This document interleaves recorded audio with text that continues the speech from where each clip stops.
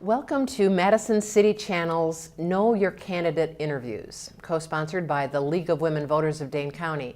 I'm your interviewer, Joy Cardine, and I'd like to introduce T.J. Mertz, running for Madison Metropolitan School Board, Seat 5.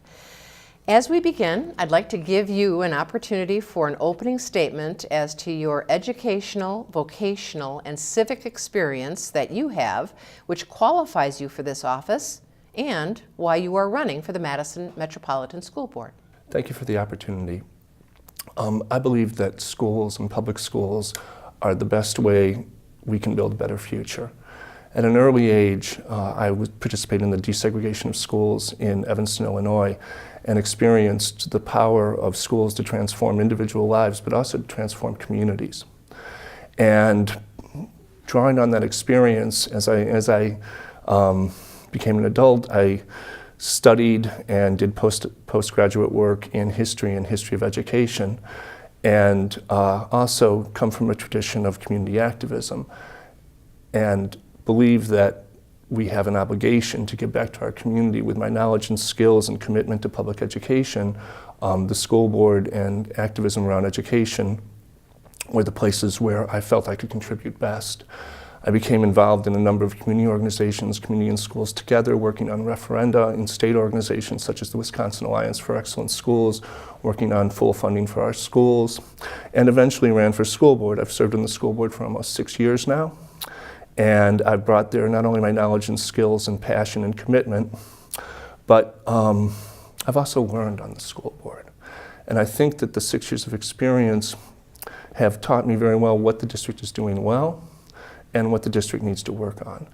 And I think we're at a place now where we've made some progress and some things have improved, but in order to take it to the next step, we have to address some issues of trust and community building.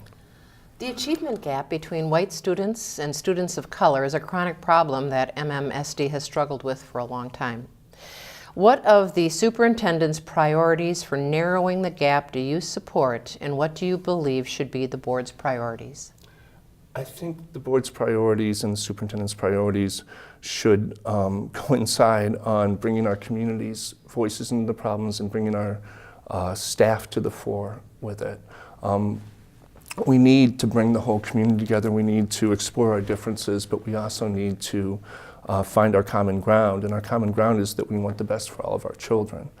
I think that part of this involves the knowledge and viewpoints of our community, but much of it also involves enhancing the opportunities of our frontline staff, our classroom staff, to address the problems that are before them every day. We can look at things in the abstract and talk about gaps in opportunity and gaps in achievement, but it is the teachers in our classrooms who know the needs of their students best. And so I think that in order to make further progress, we need to listen to their voices, and we need to find ways for them to participate more fully in decision-making at all levels of the district. A personalized pathways program is being implemented and promoted in the MMSD as one way to open educational opportunities for students of color and to help close the achievement gap. What do you see as the strengths and weaknesses of the program as it is currently structured? I think the strengths are that what we've heard from feedback from parents very strongly and from our staff is that it allows for collaborative work among the staff in doing cross-disciplinary things.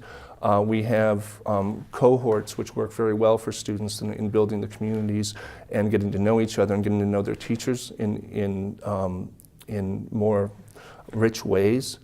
And so we've seen those as being very, very positive aspects. Those aren't necessarily tied to Pathways, but Pathways has expanded those in our schools. I think the weaknesses are that, number one, it's not for everybody.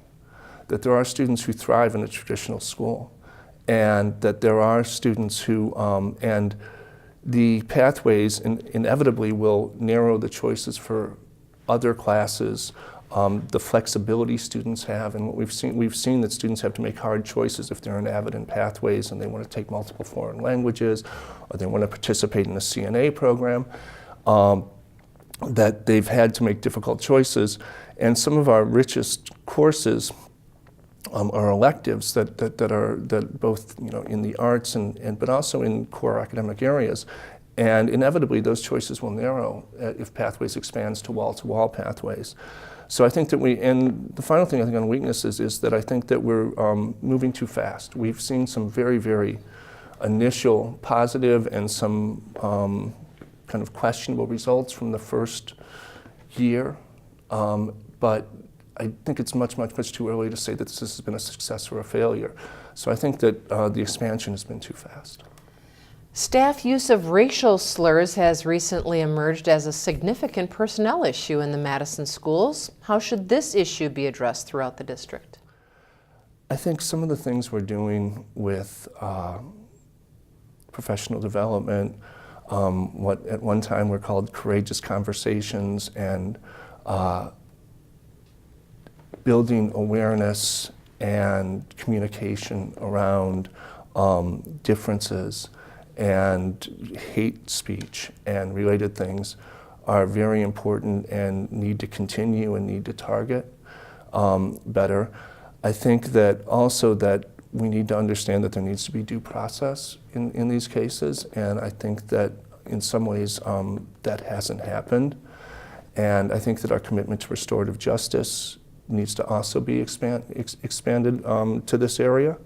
The instances vary greatly. The public reports and the rumors sometimes don't match the reality. There's no excuse for using these in those contexts. I also would have to add that when we say that there is no context when these words can exist in our schools, I think of all the rich music and literature and things that that closes stuff off to. We can't read James Baldwin, we can't listen to Cy Stone, we can't teach hip hop if this word has no place in our district. So I think that we have to take perhaps a more sophisticated approach to it, but there's no, that condemning the use of that language as in how it has been used in some instances has been, and opening up the conversation has been good, but I think we need to approach it with a little more complexity. School safety is a hot button issue across the country. How do you look at the issue of school safety, and what is the school board's role in addressing it? Two very good questions.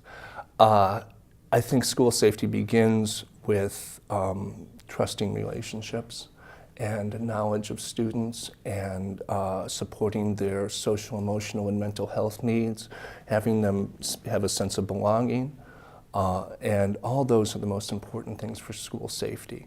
In recent years, we've made tremendous investments in our entranceways to make them more visible, in cameras, in buzzer systems, and things like that.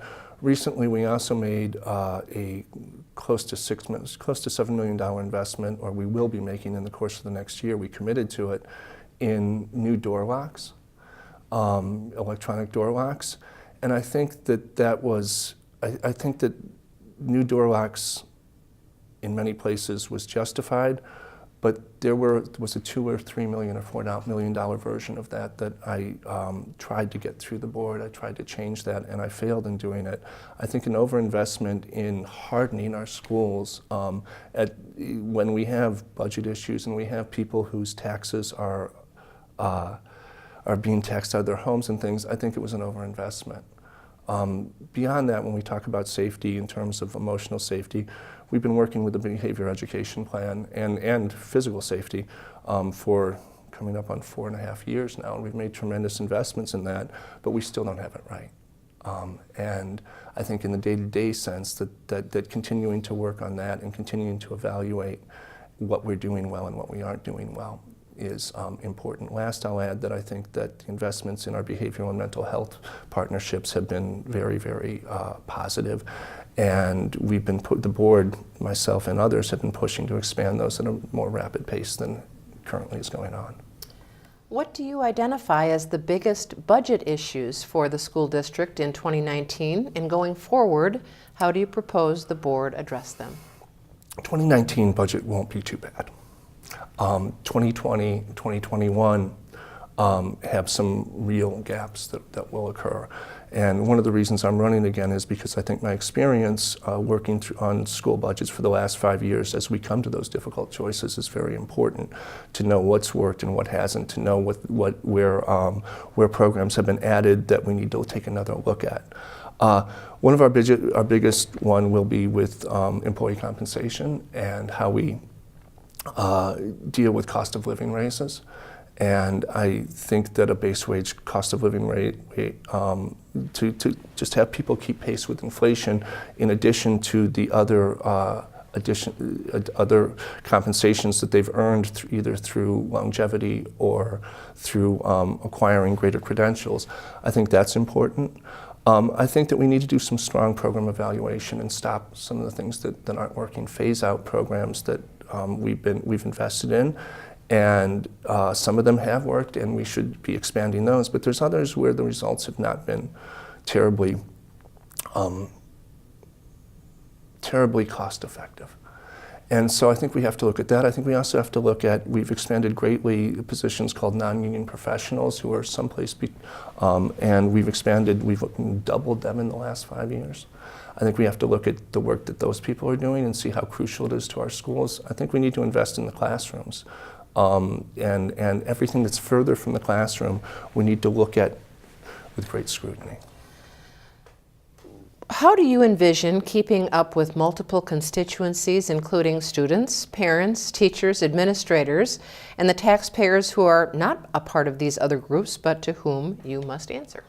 I've tried to be very accessible, and I've got 5 years of experience in doing this. I'm very, very proud of the communications that I get on a very regular basis, particularly those from our classroom staff. I have trusting relationships with them. They will call. It seems like that 4:30 is the phone starts ringing off the hook with particularly classroom staff, but also been very open to parents. Things like changing middle school start times was something I worked with parent and community groups with. Things like special education funding and staffing is something that I've worked widely with parents and students with. I spent a day, an afternoon at Simpson Street Free Press recently, and talking with those students was just great. What would you like to say to the viewing audience as we complete this interview? I'd like to build on the last question and say that I think that we need greater involvement, we need greater openness in how we run our schools. At every level, we need to bring in people for shared decision making, and I'm committed to that, and I hope I have your support in that effort. Well, I want to thank TJ Mertz for speaking with us and the viewing audience for taking the time to know your candidates. As with every election, please vote. On behalf of the Madison City Channel and the League of Women Voters of Dane County, I thank you for joining us.